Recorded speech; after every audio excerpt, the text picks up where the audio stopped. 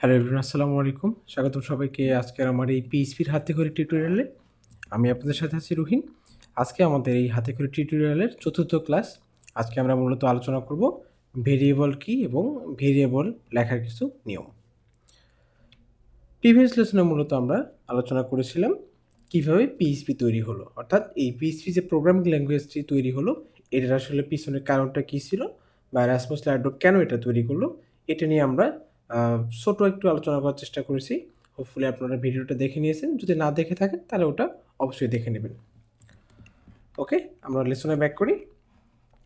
আজকে মূলত আমরা ফার্স্ট অফ অল জানবো ভেরিয়েবল কি। সো ভেরিয়েবল শব্দটি হচ্ছে একটি ইংলিশ শব্দ। আপনি যদি এটা বাংলার ডেফিনেশনটা চিন্তা করেন, ভেরিয়েবল মানে হচ্ছে যেটা পরিবর্তন হয়। ওকে, যেমন আপনি কি করেন, ধরেন একটা যদি কি বলে হচ্ছে র্যাকের কথা, শু র্যাকের কথা চিন্তা করেন, আপনি কি করতেছেন, আমাদের জুতোগুলো আপনি রাখতেছেন আবার কিন্তু বের করতে পারতেছেন, তাই না?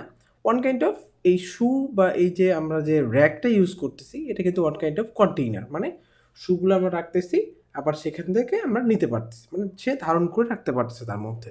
এটাকে আমরা ভেরিয়েবল বলতে পারি। তো আমরা যদি ভেরিয়েবল সম্বন্ধে আরেকটু ডিপলি জানতে চাই, ধরেন আপনি একটু কেনাকাটা করার জন্য বাজারে গেছেন, বাজার থেকে কেনাকাটা করে এগুলো নিয়ে আপনি বাসায় ব্যাক করবেন, বাট আপনি অনেক কিছু কেনাকাটা করেছেন যার কারণে আপনি 2 হাতে করে এগুলো নিয়ে বাসায় আসতে পারবেন না।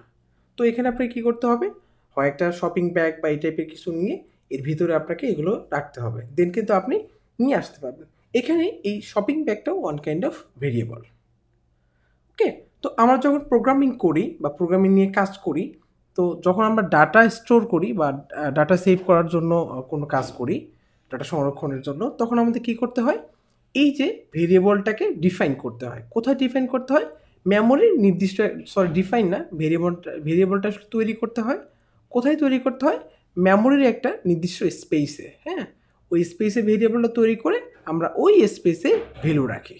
দেন আমরা যখন এই ভেরিয়েবলটাকে কল করি বা ভেরিয়েবলটাকে আমরা যখন কোথাও ইউজ করি, তখন কি হয়, ওই মেমোরি স্পেস থেকে ওই মেমোরি স্পেসে আমরা যে ভ্যালুটা রাখলাম সেটা আমরা দেখতে পারি। সো হোপফুলি ভেরিয়েবল কী জিনিস এটা আপনারা একদম বুঝতে পেরেছেন। আর যদি নাও বুঝে থাকেন কোনো সমস্যা নেই, আমরা যখন প্র্যাকটিক্যাল দেখব তখন আপনারা ভালোভাবে বুঝে যাবেন। আপাতত এতটুকুন জেনে রাখুন যে ভেরিয়েবল হচ্ছে পরিবর্তনশীল আর এটার ভিতরে কোনো কিছু রাখা যায় সহজ ভাষায়। আপনার যদি আমরা চিন্তা করি যে আমাদের পার্স যে ব্যাগগুলো আছে এগুলো কিন্তু ওয়ান কাইন্ড অফ ভেরিয়েবল। এর ভিতরে আপনি টাকা রাখতে পারতেছেন বা আপনার কাগজপত্র দিয়ে রাখতে পারতেছেন, আবার এগুলোকে বের করে আপনি অন্য কোথাও রাখতে পারতেছেন বা ফেলে দিতে পারতেছেন। এটা হচ্ছে one kind of variable. Okay, let's go the next slide. এই যে ভেরিয়েবলগুলো আছে বা এই ভেরিয়েবল যে আমরা লিখি এগুলোর কিছু নিয়ম আছে প্রত্যেকটা প্রোগ্রামিং ল্যাঙ্গুয়েজে, যে আপনি যদি ভেরিয়েবল তৈরি করতে যান তার কিছু কনভেনশন আপনাকে ফলো করতে হবে, তাছাড়া আপনি ভেরিয়েবলগুলো তৈরি করতে পারবেন না। ফার্স্ট অফ অল হচ্ছে যে এই পিএইচপির ক্ষেত্রে ভেরিয়েবলটা অবশ্যই ডলার সাইন দিয়ে আপনাকে শুরু করতে হবে। সেকেন্ডলি, যে আপনি এই যে ভেরিয়েবলটা আপনি নাম দিবেন একটা, মানে আপনি যে মেমোরি স্পেসটা তার কাছ থেকে নিলেন, ধরেন আপনার মেমোরিতে 4টা স্পেস আছে বা 4টা স্লট আছে, আপনি মাঝখান 3 নাম্বার স্লটটা নিতে চাচ্ছেন বা 3 নাম্বার স্লটে ভ্যালু রাখবেন।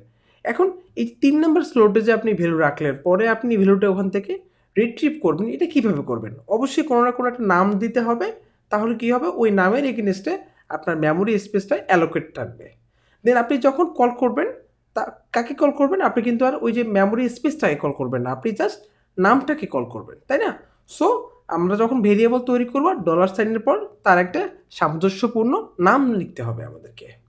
তো নামটা কি হতে হবে, মানে কি টাইপের হতে হবে? ফার্স্ট অফ অল হচ্ছে আপনাকে অবশ্যই অক্ষর দিয়ে শুরু করতে হবে। অক্ষর বলতে আপনার ইংরেজি লেটারের এ থেকে জেড পর্যন্ত, এটা আপনার ক্যাপিটাল বা স্মল লেটার বা ক্যাপিটাল স্মল দুটো মিলে হতে পারে। আর আপনি যদি চান যে না আমি ডলার সাইনের পরে আমি অন্য কোনো সিম্বলিক যে সিম্বলগুলো আছে এগুলো আমি ইউজ করব, আপনি সেটার ক্ষেত্রে শুধুমাত্র আন্ডারস্কোর ইউজ করতে পারবেন। বাকি যে আছে স্টার, হ্যাশ, তারপর পাওয়ার, এইরকম যে সাইনগুলো আছে এগুলো কিন্তু আপনারা ইউজ করতে পারবেন না। তৃতীয়ত হচ্ছে ভেরিয়েবল নাম লেখার ক্ষেত্রে প্রথমে সংখ্যা ব্যবহার করা যাবে না। লাইক আপনি লিখলেন কি $1, মানে এই যে 1 লিখলেন ইংলিশে 1 বা 1, লিখে লিখলেন যে ওয়ান ম্যান, এটা কিন্তু আপনার লেখা যাবে না। আমরা একটু পরেই দেখব। আমরা জাস্ট একটা হচ্ছে মানে কি বলে এটাকে ওভারভিউ দিয়ে যাচ্ছি। আমরা প্র্যাকটিক্যাল করার সময় আসলে এগুলো ভালো বুঝতে পারবো। তারপর হচ্ছে যে আমরা কেবলমাত্র এ থেকে জেড এবং 0 থেকে 9 অর আন্ডারস্কোর ইউজ করতে পারবো। এর বাইরে আমরা ভেরিয়েবলের নাম লিখতে পারবো না। লাস্টলি হচ্ছে যে পিএইচপি যখন আমরা পিএইচপিতে কাজ করব বা পিএইচপিতে কোনো কিছু তৈরি করব বা ডিফাইন করব, এইগুলো যেভাবে তৈরি করব ঠিক সেমভাবে আমাকে কল করতে হবে। ওকে, ধরেন আমরা এইখানে একটা এক্সাম্পল আমরা দেখতে পাচ্ছি যে কাউ নামে একটা ভেরিয়েবল তৈরি করা আছে, বাট তাকে আমি কল করছি ক্যাপিটাল কাউয়ে, সি ক্যাপিটাল লেটার লিখছি, O capital letter, W capital letter.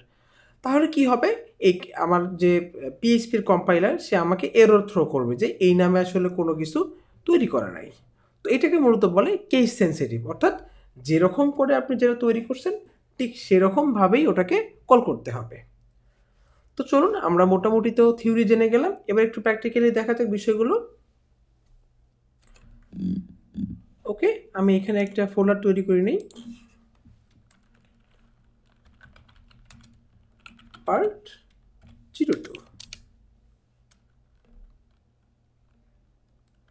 ওকে, dir পার্ট 02, ফাইন। এবার আমি যেটা করবো CD part 02, okay sorry, part 02, and এখানে আমরা একটা ফাইল তৈরি করি index.php। ওকে, অ্যান্ড আমরা সেমভাবে এটাকে এডিটরের মাধ্যমে ওপেন করে নিই। আমার যেটা হয়েছে এখানে কিন্তু ফাইলটা তৈরি হয়ে গেছে, তাই না? এই যে পার্ট 02 এর ভিতরে ফাইল তৈরি হয়ে গেছে। সো আমি এবার যদি এটা দিয়ে ভিএস কোড দিয়ে ওপেন করি তাহলে ইজিলি আমার ফাইলটা ওপেন হয়ে যাচ্ছে। সো যেহেতু আমরা পিএইচপি নিয়ে কাজ করব, ফার্স্ট অফ অল আমাকে যেটা করতে হবে পিএইচপির যে বেসিক স্ট্রাকচারটা আছে এটা আমরা লিখে ফেলি। এরপরে আসি যে প্রথম যে রুলটা ছিল সেটা হচ্ছে যে আপনি যখন ভেরিয়েবল তৈরি করবেন অবশ্যই কী করতে হবে, ডলার সাইন ইউজ করতে হবে। এরপর আপনি কি করতে পারবেন, এ থেকে জেড পর্যন্ত আপনি যে কোনো লেটার লিখতে পারবেন। ওকে, আমি লিখলাম ডলার এ এবং সেমিকোলন দিয়ে আপনাকে একটা স্টেটমেন্টের এন্ড করতে হবে। সো এখানে কি হলো, এ নামে একটা কিন্তু আমি ভেরিয়েবল তৈরি করে ফেললাম। এটা একটা ওয়ে। আপনি চাইলেও এ এ বি সি টি ই এভাবেও কিন্তু তৈরি করতে পারেন। ওকে, অথবা আপনি যদি চান যে না আমি এখানে লেটার ইউজ করব না, আমি চাচ্ছি যে কোনো একটা সিম্বলিক কি ইউজ করব, সেক্ষেত্রে আপনি শুধুমাত্র আন্ডারস্কোর ইউজ করতে পারবেন।